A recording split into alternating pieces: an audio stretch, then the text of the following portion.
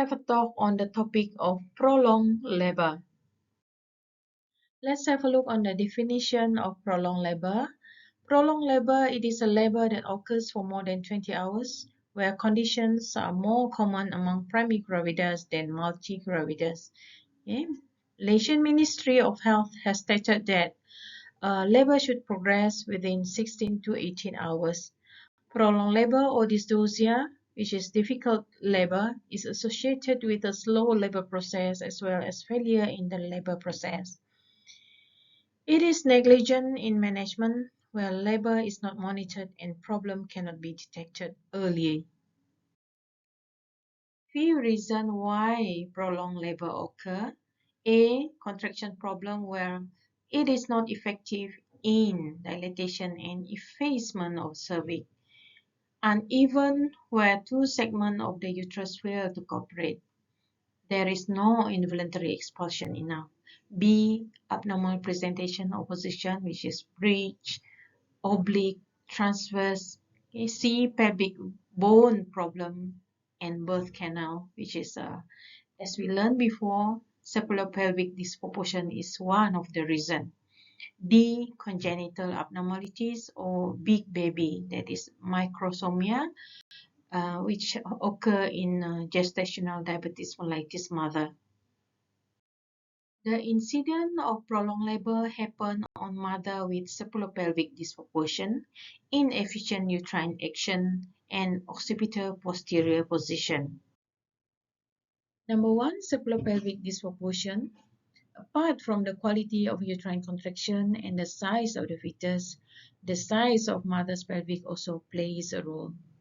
In the case of CPD, if the fetal head has not entered the mother's pelvic brim during the age of pregnancy, which is term, a cesarean section should be performed because there will be a risk to the mother if trying to give birth normally.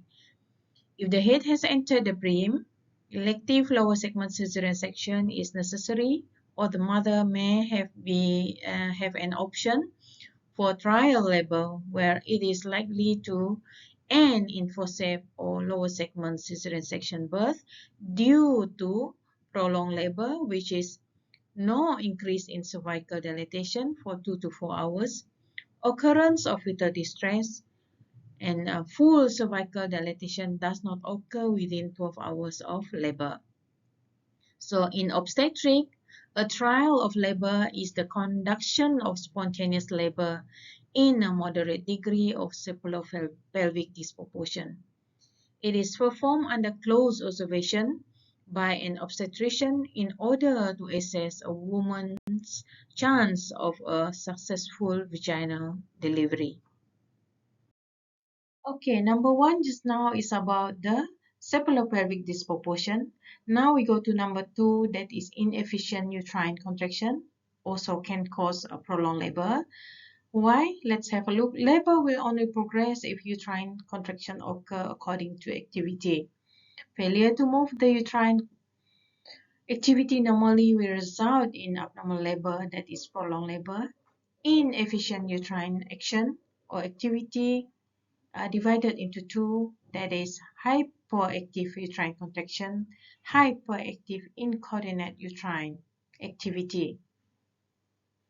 Incoordinate uterine activity, that is a colicky uterus and constriction ring dystocia. Few things to remember during the trial labor for the mother. Direct nil by mouth as emergency preparation for lower segment cesarean section if trial fails. Monitor the pathogram progress to find out the progress of fetus head descent and dilatation of the cervix. Vaginal examination is performed after membrane rupture to detect the occurrence of cord prolapse.